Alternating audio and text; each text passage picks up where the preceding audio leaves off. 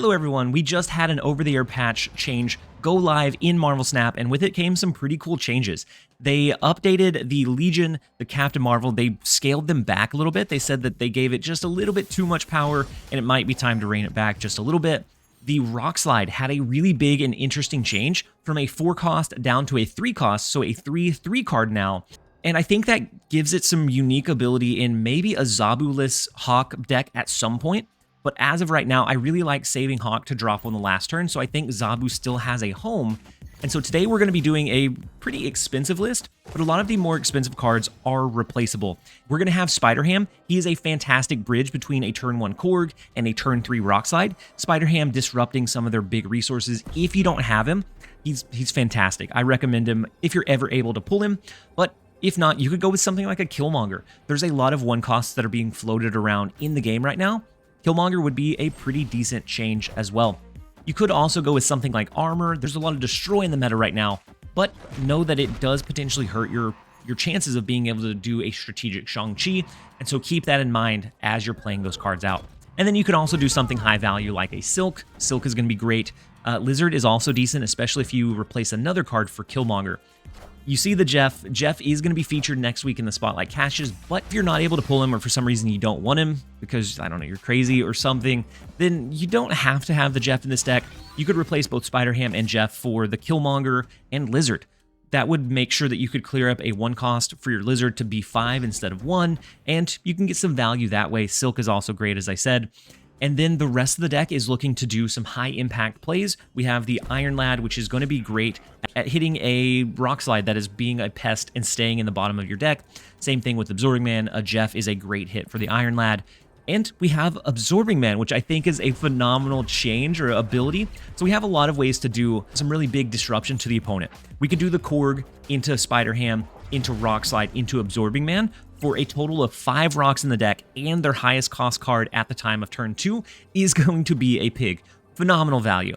Or if we don't quite get that lucky, we could always do the Korg into Zabu, into later doing a Rockslide and Absorbing Man. We could do both of those on 1 turn, so if we curve out our Hawk early, we could do the Ironlad into an Absorbing Man if we're really digging deep. Maybe we're going to be able to pull a Dr. Doom from the Ironlad on 3, and then we copy that with Absorbing Man, and we can go wide a second time, making it very difficult for the opponent to keep up with our power. And speaking of Dr. Doom, he went from sending out 4 power Doom bots to sending out 5 power Doom bots. So very big resource for you to be able to impact multiple lanes, especially if Wave is going to come back into the meta, which I have a hunch that a lot of people are going to start experimenting with Doom Wave again. And so Doom is going to be a decent addition in a lot of decks. And overall, the core of the deck didn't change all that much, but the impact is so much more consistent. Being able to get the Rockslide out on 3, even if you don't get Zabu, is so... It feels so phenomenal, and it can be so disruptive to the opponent and frustrating to a point, especially if they're depending on some key draws.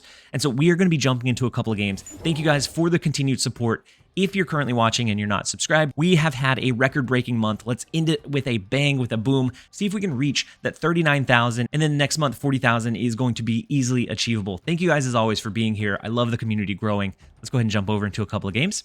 Hope you guys enjoy. Spider-Ham here, get some information about what they're wanting to do. The Zero is interesting. We hit their She-Hulk, which is great for us. Bad for them, the Nebula and Zero. I'm guessing they're running either a Dracu Zoo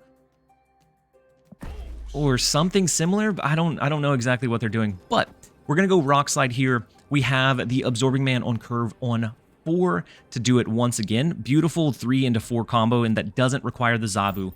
I think Zabu is going to be a good kind of consistency piece for us, but I don't think it's as required to have every single game to have that kind of advantage. And so the Rockslide into Absorbing Man is just going to be phenomenal value, as you may say. Phenomenal value. Ooh, and then we do get Zabu. It'll come down next turn, but it's going to be doubly effective over here. Let's do Absorbing Man into Monster Island. We know Hawk is going to be in Onslaught Citadel, no questions asked.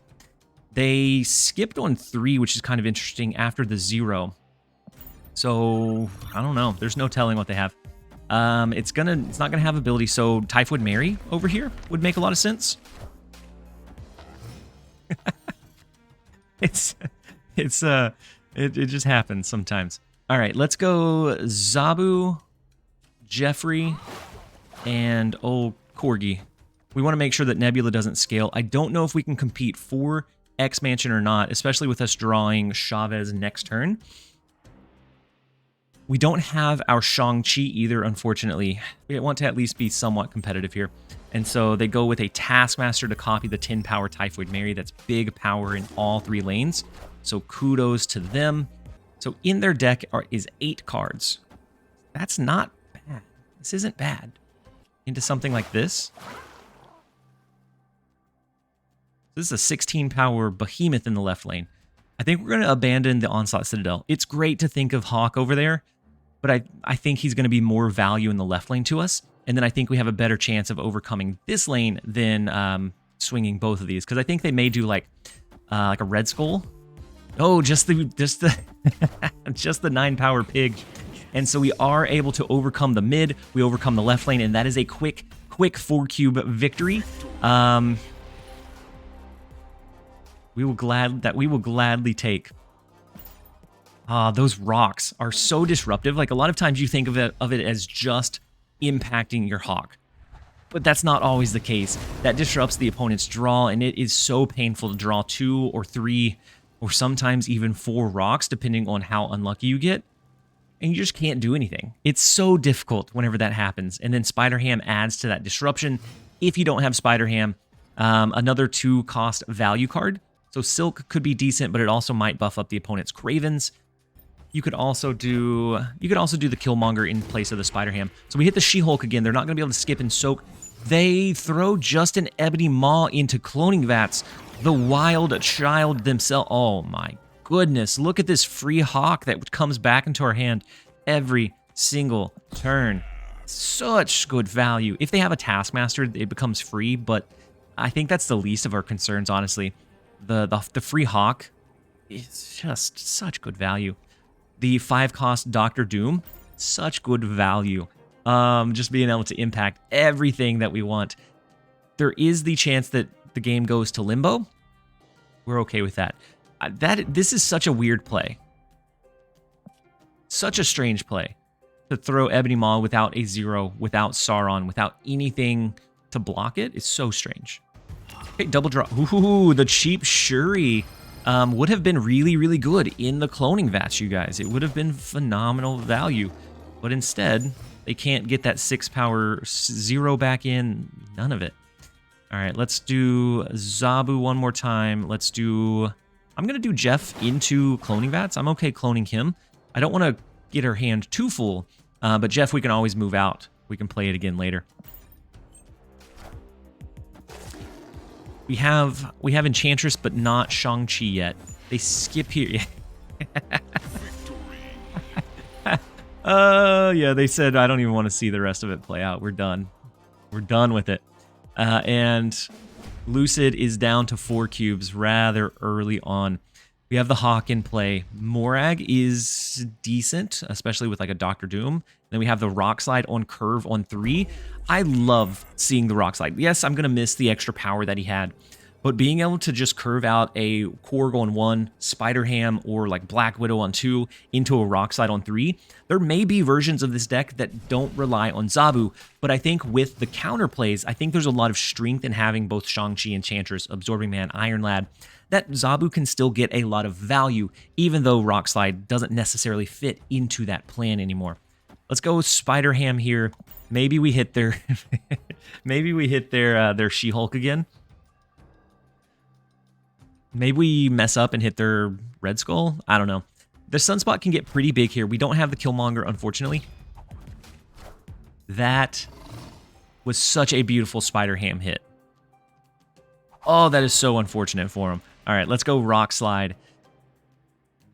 Rockslide adds some disruption to their draw. They don't have a great one. We've already proactively snapped before the 2 into 3 combo came down. Next turn, Ironlad is a possible pull because he has a chance to pull into the Absorbing Man, into some of the other good cards. So I think he's a possible play. If we draw Absorbing Man, then that's going to be our line. Okay, so Jeff comes down. So we either hit Zabu, Absorbing Man, Shang-Chi, Enchantress. Is that something we want or need? I don't think they're going to have a... They may have an Enchantress. I'm going to go ahead and go Hawk in the right lane. I don't know if they have Enchantress or not, but I think we have a decent shot of overpowering this right lane. They may have a Shang-Chi as well. If so, that could surprise us potentially. We now draw Absorbing Man, so we can do the good old Korg into Absorbing Man. It's not as much value, but honestly, it's fine. And that would allow us to potentially do Jeff and Ironlad next turn, or just do Dr. Doom next turn. We have some options. We have some options to play around with. The Red Skull goes somewhere. It's going to float all of the cards in our mid. We're probably going to be capped out in right lane, if I had to guess.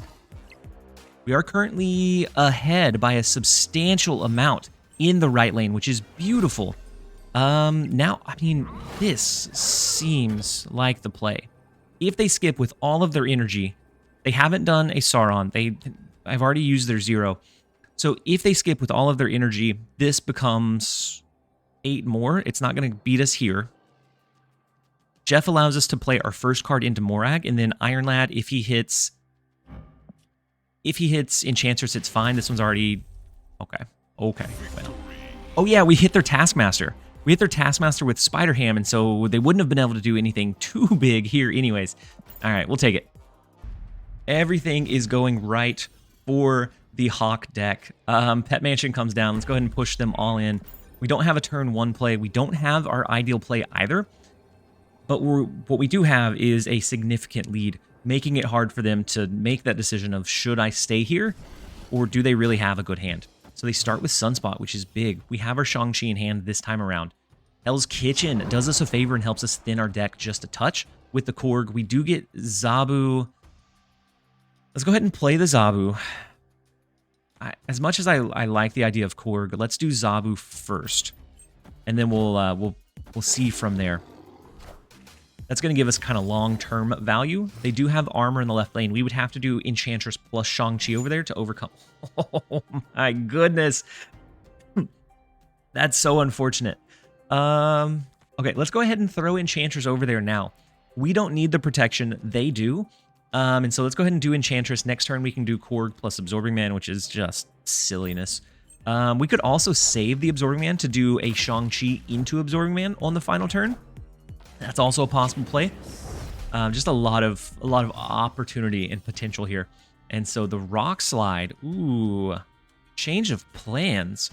I like the idea of, I mean, it's small potatoes now, but I like the idea of something like Korg into Rockslide, into Absorbing Man, and that allows us to do a Shang-Chi plus Hawk on the last turn to overcome 2 locations. No matter what they have there. It's just they do have the Sauron in the deck.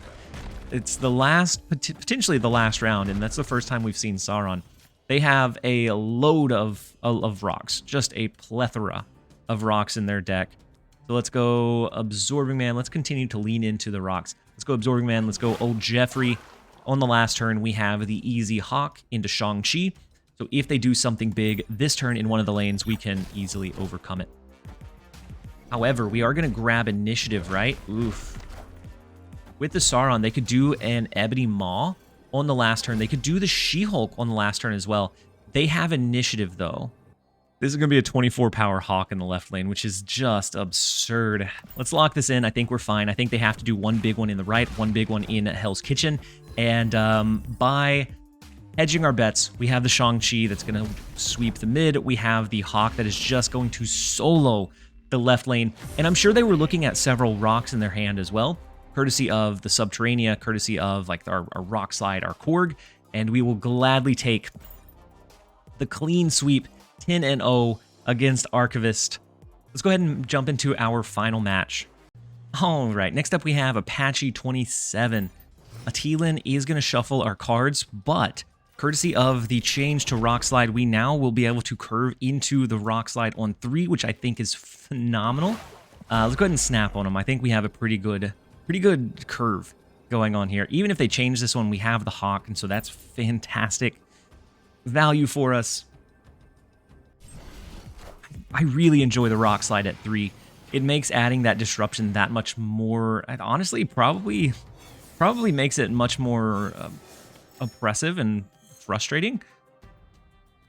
but I'm here for it.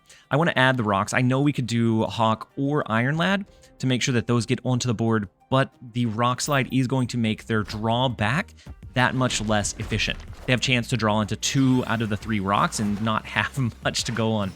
Now, Dracula comes down. If we use the new buffed up Lady Deathstrike, we would be able to take out that card, but it's fine. Let's go Ironlad here, just in case we pull into Absorbing Man. We could also potentially hit Korg, Zabu, Dr. Doom, all fantastic triggers for us. And so let's go ahead and do the Ironlad, hoping that they hit some just bad cards. I forgot. With the shuffle, we could potentially hit Chavez, and so that is exactly what we hit. But since she can't be drawn, we skip and we hit Dr. Doom on the next turn instead. Let's go with Spider-Ham and... I'm going to go Spider-Ham and Hawk.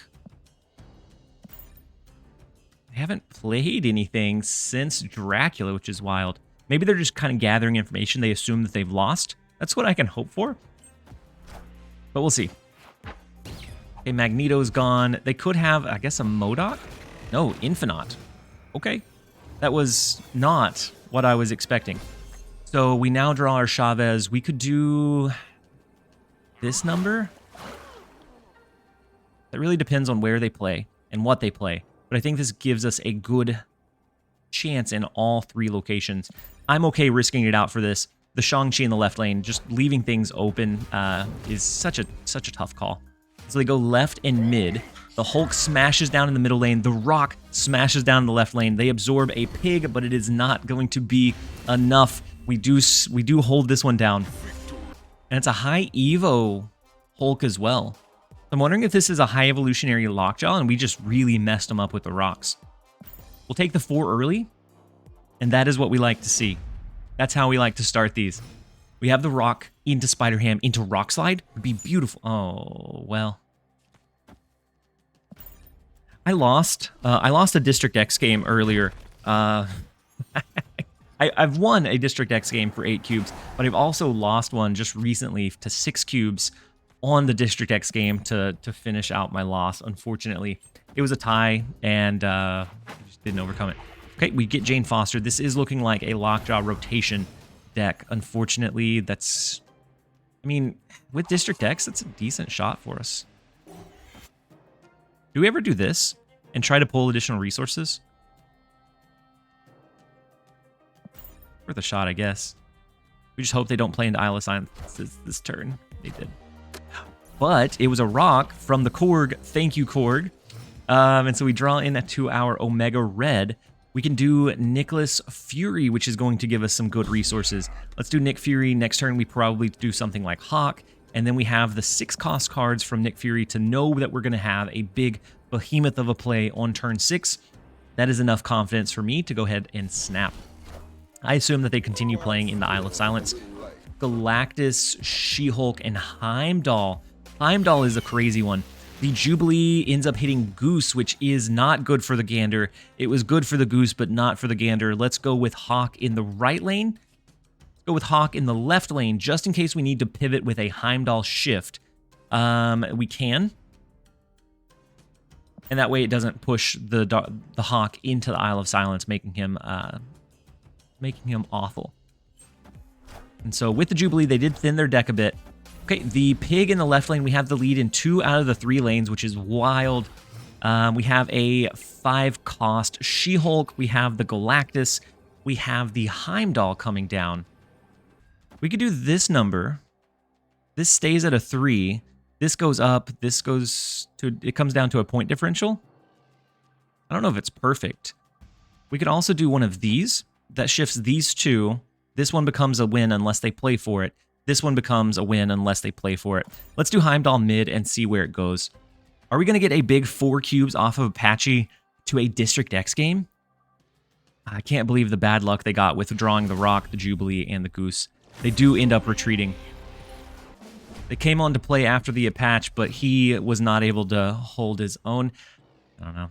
We're going to go Korg, maybe Zabu, maybe Spider-Ham, depending on what else we draw. The Dr. Doom is decent for our last turn play.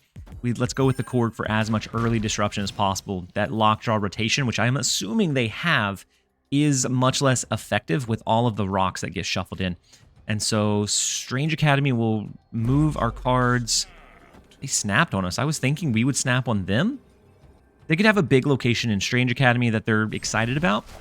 With the Zabu, I think we're okay. We don't get as much value from Zabu now as we did before, but it does allow us to do a couple of things. Ooh, Sanctum Sanctorum is something we need to definitely fight for. Let's go Hawk. Hope that he goes over into Sanctum Sanctorum. If not, we'll see. Let's snap back. We get lucky with the Hawk moving over into Sanctum Sanctorum.